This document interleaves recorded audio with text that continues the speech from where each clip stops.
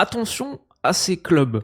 Deuxième édition, saison 2, épisode 2. On a fait ça il y a quelques semaines.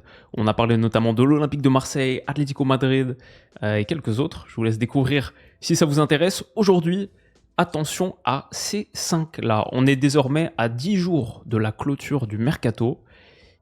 Il y a ces 5 clubs qui m'intéressent. Il y en a un qui m'intéresse depuis quelques décennies maintenant, dont j'espère qu'on va pas mal parler cette saison. On se le garde pour la fin, on garde mon Noël pour la fin. Mais donc, avant ça, 4 équipes qui jouent très gros cette saison et qui ont fait des mercatos curieux, intéressants. Les amis, j'espère que vous allez tous très bien, très content de vous retrouver pour une nouvelle vidéo. On commence avec le Bayer Leverkusen. Ouais, ce club tourne une méga page de son histoire, perd le plus grand entraîneur de son histoire, le meilleur joueur de son histoire peut-être, Florian Wirtz, qui s'en va en plus dans un pack avec Jérémy Frimpong. Ils perdent leur capitaine de mentalité, Granit Xhaka, et leur capitaine tout court, Lucas Hradecki, qui va à Monaco. Ils perdent leur central, pilier de leur défense, Jonathan Tah. Boniface, qui apparemment est en partance pour l'AC Milan, très proche de l'AC Milan. Fabrizio Romano l'a révélé tout à l'heure. Donc ouais, en fait, quand on dit que Leverkusen tourne la page, c'est pas juste ils tournent la page, c'est ils arrachent la page.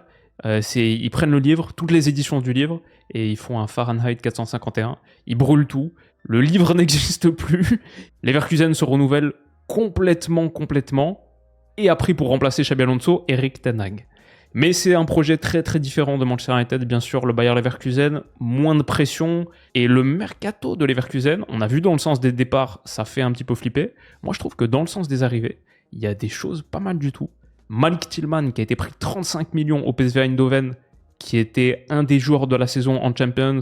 On a beaucoup parlé saison dernière, parce qu'il était aussi dans un des rapports du CIUS, il sortait très très haut, ses stats avancées, elles sont un petit peu délirantes parce que tu le considères comme un milieu de terrain, alors dans ce cas-là, il est 99e centile en non-penalty XG, volume de tir, XG plus XA, ballon touché dans la surface adverse, dribble réussi.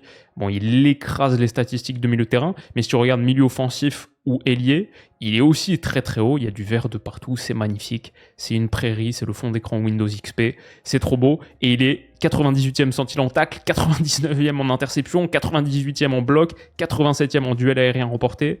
L'activité complète et totale de Malik Tillman, qui arrive pour être le remplaçant de Florian Wirtz, donc comme on dit en anglais, ça fait des grandes chaussures à remplir, des grandes chaussures à porter. Mais il est peut-être le gars qui doit porter ces grandes chaussures, parce qu'au bout de la saison de Malik Tillman, il y a la Coupe du Monde, dans son pays, il peut être le visage du pays hôte, si ça se passe bien cette saison à Leverkusen pour lui. Et en plus de tout ça, Leverkusen va jouer la Champions cette saison. Ils ont quand même fini deuxième la saison passée, si le Bayern a été un champion confortable. Donc exposition maximale pour un Leverkusen en pleine reconstruction. Malik Tillman, Kwanza, j'aime beaucoup. 35, c'est trop, mais on sait que c'est un arrangement comptable avec Liverpool. Ça a permis de gonfler sans doute aussi le montant de Florian Wirtz. Comme ça, les deux s'y retrouvent. Niveau fair play financier, comptabilité, etc. Et après, ils ont fait plein de petits... Bon, Mark Flecken qui a été pris à Brentford pour remplacer Hradecki. Ok. Mais après, plein de petits coups intéressants, de petits jeunes. Ibrahim Matza, 19 ans, du Hertha Berlin pour 12 millions. Ernest Poku, le fou dribbleur, 21 ans, d'Alkmaar pour une dizaine de millions. Christian Kofan qui a marqué dans le dernier match amical de Leverkusen, pardon, pas le match amical, le match de coupe qu'ils ont joué l'autre jour, le premier match de la saison en Allemagne, le fameux match de coupe qu'ils ont gagné 4-0. Il a marqué Abdoulaye Faye qui a été pris 20 ans, Axel Tapp, transfert libre depuis le Paris Saint-Germain, des petits gars ici et là. Donc ouais, intéressant. En plus de ça, j'ai vu que très très récemment, ça s'est tombé il y a quelques heures, Loïc Badé qui arrive en provenance de Séville, et un prêt d'Etcheverry. Donc on va voir plus d'Etcheverry, il va sans doute avoir un rôle important dans ce Leverkusen, on l'a peu vu avec Manchester City. Donc ouais, c'est dur de savoir ce que ça va donner Leverkusen. Si peut-être Patrick Schick refait la saison qu'il a fait la saison dernière, c'est-à-dire enfin pas de blessure, et donc 27 buts, toutes compétitions confondues pour Patrick Schick, 21 en Bundesliga, c'était un immense Patrick Schick qu'on a eu. Peut-être qu'ils vont pas trop regretter le départ de Victor Boniface, qui déjà jouait moins la saison dernière. Ça donne envie de suivre, et on verra en plus du Leverkusen en Champions. La page tournée, le livre brûlé, gros défi, mais on peut peut-être n'être que surpris. Ça, c'est donc pour les amis de Leverkusen. Ensuite, notre deuxième club, l'AC Milan. Partons d'un constat simple. Le mastodonte milanais n'a plus gagné le titre depuis 3 ans. C'était la saison 2021-2022. Ils ont fini 8e la saison dernière. Partons d'un deuxième constat. La Serie A est très très très ouverte cette saison. Elle l'est toujours. 6 fois donc que le titre alterne. Il n'y a pas beaucoup de championnats qui peuvent se targuer de ça. Et elle est ouverte cette saison. Si on regarde les cotes, par exemple en Liga, en gros, il y a Barça à 1,85, Real à 2. L'Atlético est bien derrière. Le Bayern en Allemagne, la cote est à 1,20. Je crois que Leverkusen est à 10. Le Paris Saint-Germain est à 1,08. Je crois que Monaco aussi est à 10 ou 12, un truc comme ça. En Italie, Naples à 2,75, l'Inter 3,50, Milan 5,50, Juve 6. C'est très ouvert en Italie. La saison dernière, Naples a remporté le titre en ayant fini 9e, 10e en 2023-2024. Situation un peu similaire à celle de l'AC Milan cette saison. Et quand en plus, t'as pris sur ton banc Massimiliano Allegri, qui a quand même écrit un livre intitulé « Gagner, c'est si simple », c'est quoi l'objectif ? Bon, en vrai, Milan, bien sûr, part d'assez loin. Et leur mercato, ça a été le mercato de la vente de TJ Reinders. Forcément, il va manquer. C'est une perte. Mais il y a aussi des choses à aimer dans leur mercato. Je pense que Théo Hernandez, vu le niveau récent, la mentalité récente, le fait de le larguer à Al-Hilal pour 25, ok, c'est pas plus mal. Malik Thiaw, que j'aime bien, 35, je pense quand même que c'est bien vendu. Ça se voit que c'est vendu à un club de première ligue qui a des moyens à dépenser. Et dans le sens des arrivées, mon petit Jachari, que je crois que j'ai envoyé dans tous les mercatos idéaux qu'on a fait cet été, grosse prise, très belle prise. Leur milieu de terrain, avec en plus Samuel et Ricci qu'ils ont pris du Torino pour 23, finalement, ils ont claqué pas mal. L'AC Milan, plus d'une centaine de millions dépensés, et ils peuvent se le permettre. Avec le départ de Morata en plus, de Jovic, Félix qui reste pas, tout ça, ils ont bien allégé la masse salariale. Masse salariale 24-25, c'était quasiment 107 millions d'euros. En 25-26, ils passent à 84 millions d'euros. Même en ayant pris Luka Modric, qui apparemment a refusé une très très grosse offre d'Arabie Saoudite. Certains sites parlent d'une offre à 50 millions salariales par saison, 100 millions sur 2 ans. Grande Modric qui a pris peut-être 5, 6, peut-être un peu moins même à l'AC Milan. Il aura 40 ans dans 2 semaines et il est, juste lui, une des raisons de suivre ce club. Qu'est-ce que ça peut donner ? Modric à Milan, il va porter un nouveau maillot. On va avoir Luka Modric dans un autre club, et dans un club aussi historique que l'AC Milan, qui a peut-être formé avec Jachari, Ricci, Barry, Fofana, Ricci, Loftus-Cheek. J'aime bien ce 3-5-2 qu'Allegri est en train de faire, parce que mine de rien, j'ai vu quelques matchs de pré-saison de l'AC Milan contre Liverpool. On en avait discuté contre Chelsea, même si bon, carton rouge et but contre son camp d'un petit gars qu'on va jamais revoir, je pense. Au bout de 20 minutes, ils se sont sabordés le match. Contre Liverpool et même contre Chelsea, on les a vus très très menaçants en transition. Contre Barry, là, c'était un 3-5-2 Pulisic, Leao, Axio, comme ça. Le style très vertical, très direct de cet AC Milan, avec un milieu de terrain qui, je pense, peut avoir beaucoup de qualité. Conny de Winter aussi, pour 20 millions du Genoa. Quelques recrues ici et là. Et ouais, ce que j'ai vu en pré-saison, je trouvais ça plutôt intéressant. Parfois, Massimiliano Allegri, c'est pas le truc le plus fun. Mais je pense que dans cette Serie A très ouverte, ils ont une carte à jouer. Sans Coupe d'Europe en plus, ils ont une carte à jouer. Milan-Naples, le 28 septembre, dans un mois. Modric contre De Bruyne, en Serie A. Il va y avoir des matchs à suivre, comme chaque saison en Italie. Et ouais, je sais pas ce que ça va donner Milan, mais j'ai envie de garder un œil dessus. Peut-être que quelque chose peut naître là-bas. Milan, Leverkusen. Et maintenant, un petit mot sur nos amis de Leeds. Leeds, super Leeds. Je me suis fait leur match d'ouverture contre Everton hier. Ils ont attaqué pied au plancher, Highland Road, pour un promu. Ils ont pris le club de Première Ligue à la gorge, 21 tirs à 7, 2.13 XG à 0.80. Ils l'emportent à la fin sur un penalty. Ils ont fait un très beau champion de Championship la saison dernière, Leeds. 100 points, autant que Burnley, mais le différentiel d'XG, je dirais même pas de comparaison. Plus 59.5. Magnifique champion. Ils étaient très très forts. Ça pose toujours la question d'à quel point ce style est reproductible en Première Ligue. Pour dominer, écraser les blocs bas qu'ils ont affrontés en Championship, c'était la bonne approche. Maintenant qu'ils vont sans doute, eux, devoir être un peu plus le bloc bas, dans au moins la moitié de leur affrontement en Première Ligue, StatsBomb avait quelques stats intéressantes. Par exemple, ils étaient 93e centile saison dernière en tirs générés à partir de pression haute. Ouais, ils avaient des chiffres très très dominants d'une équipe dominante, très gros pourcentage de 6 mètres joués depuis l'arrière, etc., volume de possession, machin. Parfois, c'est pas le meilleur style pour se maintenir en première ligue. Et régulièrement, c'est quelque chose qui revient. Bon, t'as été fort en championship avec un style, mais rester dans l'élite avec ce style, c'est très compliqué. Je me souviens même du Norwich, typiquement, de Daniel Farke, que j'aimais beaucoup en championship, qui arrive en première ligue et fait, je crois, 15 défaites d'affilée à un moment donné, qui s'était pas adapté. Ce Leeds-là est moins stéréotypé, capable de plus de variété tactique.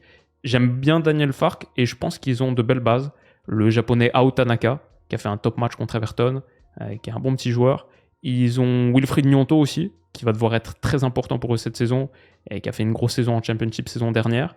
Ils ont de belles bases, et leur mercato, il y a pas mal de coups que j'aime bien. Il y a Kabiyol, qu'ils ont pris en défense centrale. Lucas Perry, je pense très bon choix pour eux.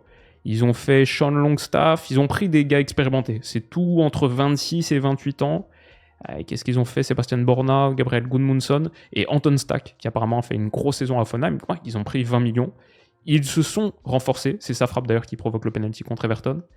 Et ouais, Leeds, méga club qui, je pense, peut se maintenir. Et ce serait beau qu'ils se maintiennent parce que la première ligue a besoin d'un promu qui se maintient. Après la saison dernière, catastrophique, où les 3 promus sont redescendus, 59 points à eux 3, même pas suffisant si tu cumulais leur total de points pour accrocher le top 8 en première ligue. Leeds, je pense, peut le faire. Et même une 17e place serait un succès pour eux. Donc c'est intéressant. Je vous conseille leur chaîne YouTube parce que tous les résumés des matchs de Leeds pour le commentateur assez dingue qu'ils mettent au micro sont à suivre. Vraiment, il met de l'intensité à donf. On se sent à Elland Road. C'est magnifique. Donc j'espère pour eux qu'ils vont le faire. Et ils ont pris déjà 3 points contre Everton, mérité. Comme Sunderland, qui a pris 3 points aussi, absolument mérité. Contre... C'était West Ham qu'ils ont battu 3-0. Mais j'ai parlé de Sunderland la dernière fois, je parle de Leeds cette fois. Et ce sera donc mon 3e club. Le 4e, c'est un peu l'équipe ultime de ce genre de vidéo. Effectivement, on n'en a pas encore parlé cette saison. Strasbourg. Strasbourg qui, cet été, a dépensé autant que le Paris Saint-Germain. 102 millions d'euros. Certes, on connaît le contexte. C'est pour être la pépinière de Chelsea. Mais ils jouent. Je pense qu'on oublie assez vite aussi que Strasbourg a quand même fini saison dernière à 3 points de la LDC, à 4 points du podium, avec... Alors, une équipe jeune, c'est un euphémisme, avec l'équipe la plus jeune des 5 championnats majeurs, des 96 équipes des 5 championnats majeurs, avec plus de 2 ans d'écart avec la 2e équipe la plus jeune, le Paris Saint-Germain d'ailleurs. Et Chelsea est 3e, 23,7. 21,4 ans de moyenne d'âge. C'est une moyenne d'âge qui est trouvée en regardant les minutes qui ont été disputées par les joueurs effectivement impliqués. 21,4 ans de moyenne d'âge pour Strasbourg. C'est, je pense, l'équipe la plus jeune de l'histoire du foot. 21,4. Ça veut dire que la distance avec le Paris Saint-Germain 2e, c'est autant que la distance entre le PSG 2e et Holstein Kiel 28e. Ils étaient si jeunes, c'était des bébés.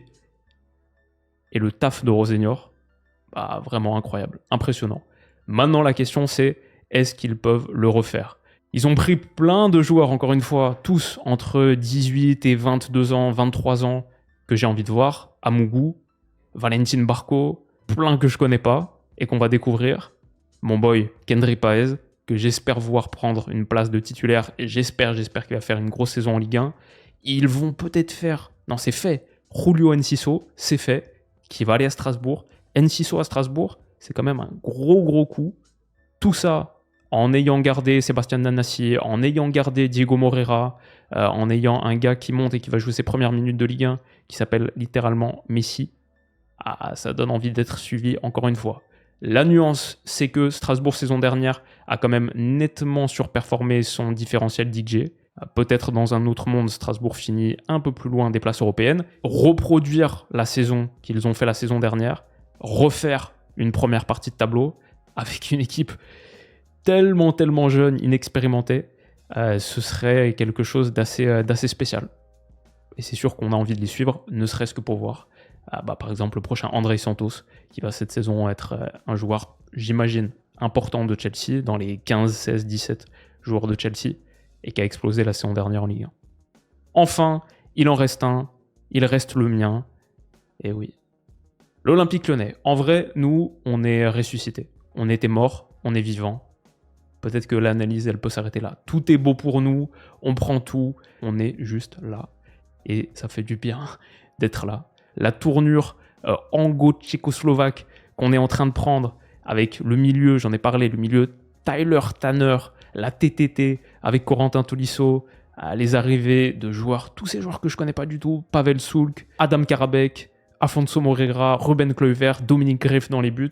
Bon, des gars sur lesquels j'ai aucune bille, mais des gars auxquels je peux m'attacher. En fait, ma sensation, c'est que mon club m'a été rendu en quelque sorte dans les départs.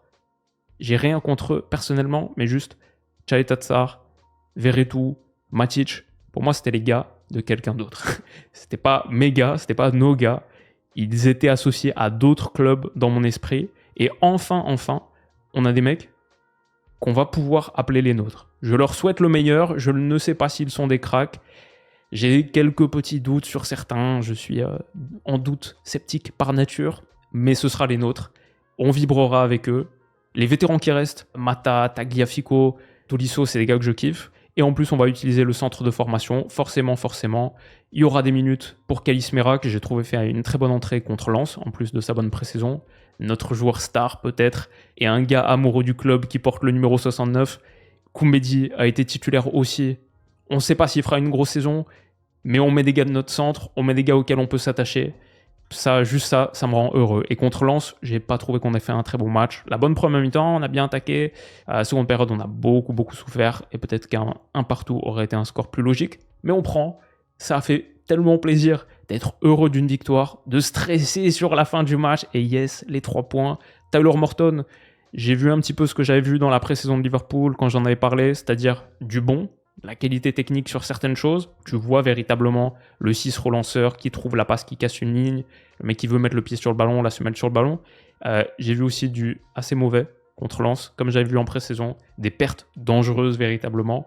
Mais c'est pas grave, on sera derrière lui. Tyler, on est avec toi, fais tes erreurs, c'est pas grave entre guillemets, je lui souhaite le meilleur. Et voilà, c'est une saison sans trop de pression, où on sera derrière nos petits gars, et ça peut véritablement être nos petits gars. Donc ouais, ça me fait kiffer. On verra à la fin de Mercato, il y a encore des choses qui vont se jouer. Peut-être le départ effectivement de Malik Fofana, ce serait une grosse perte.